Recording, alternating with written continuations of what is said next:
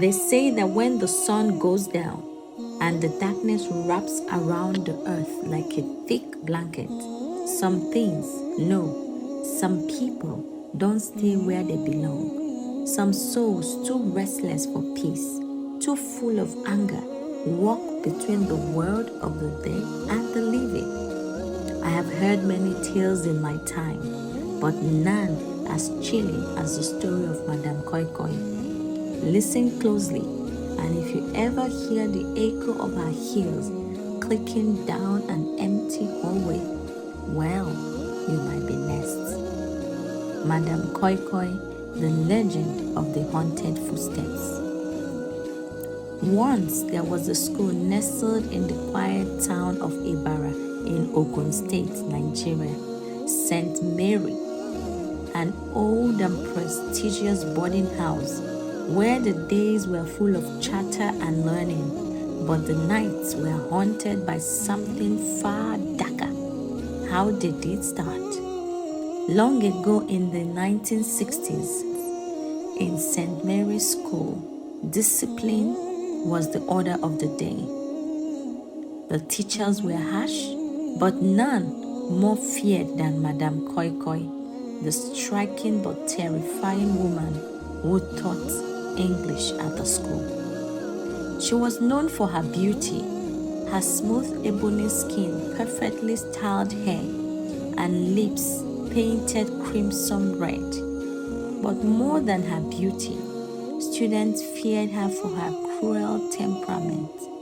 Madame Koi Koi, as she was always called because of the sharp koi, koi, koi, koi sounds her red heels made as she walked through the corridors, was infamous for her strictness and the punishment she meted out. It wasn't just discipline, it was cruelty.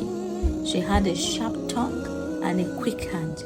Some students whispered that she enjoyed watching them suffer, that she found joy in making them cry. And those red heels? Well, they were said to be the last thing you hear before facing her wrath. One day, however, the cruelty went too far. Madame Koi Koi struck a girl, Amara, across the face so hard that her earring tore through her earlobes, leaving her bloodied, crying, and in pain. Amara's parents were powerful people in the town.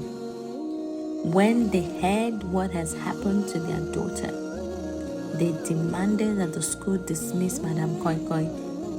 The headmistress, not wanting trouble from powerful people, sent her away.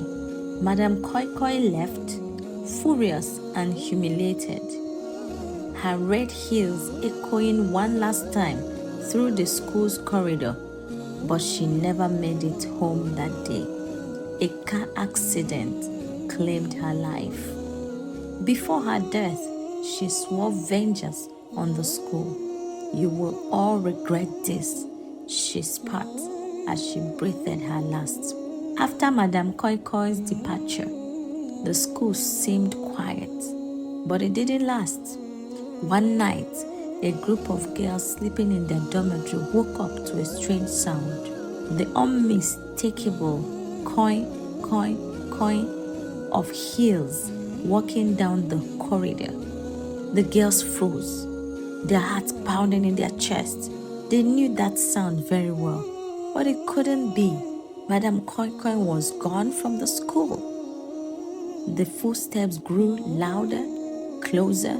Coin, coin, coin, coin. And the sound stopped for a moment. Then bang! Their door flew open, and they saw her, a figure dressed in a flowing red gown, her once beautiful face twisted in anger, her eyes glowing like ember. Madame Koi Koi's red heel gleamed in the moonlight, her lips pulled back into a snail. The girl screamed, and just like that, the figure vanished, leaving only the eerie echo of her heels behind. Coin, coin, coin. Over the years, the sightings continued.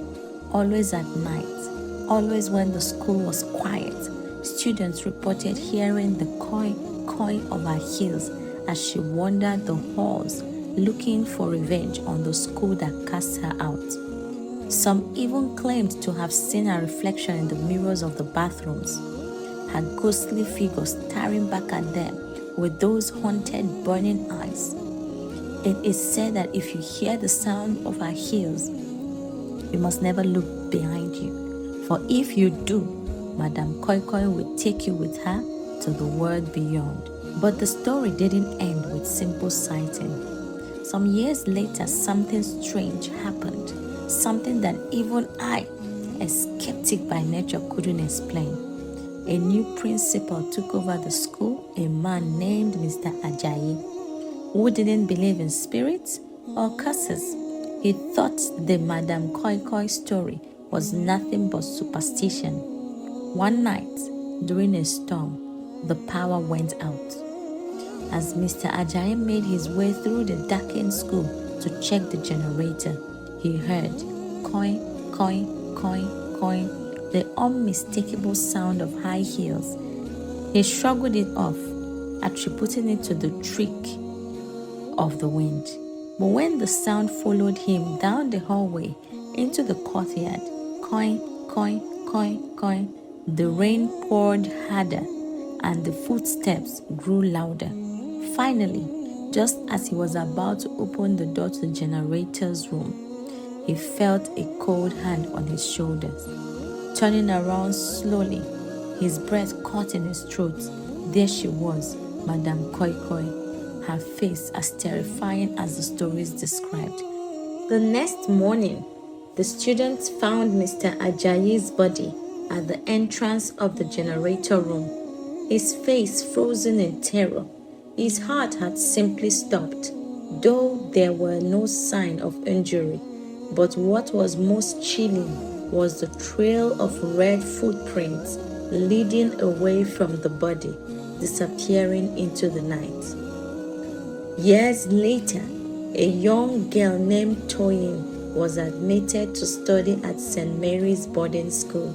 Toyin, like other students, hears the coin of Madame Koi Koi's heels at night. But unlike others, she was not trembling in fear. Toyin wasn't like the others. There was something special about Toyin, an ancient mystic gift passed down through generations of her family. Her grandmother, a renowned seer, had once told her, "We see what others fear."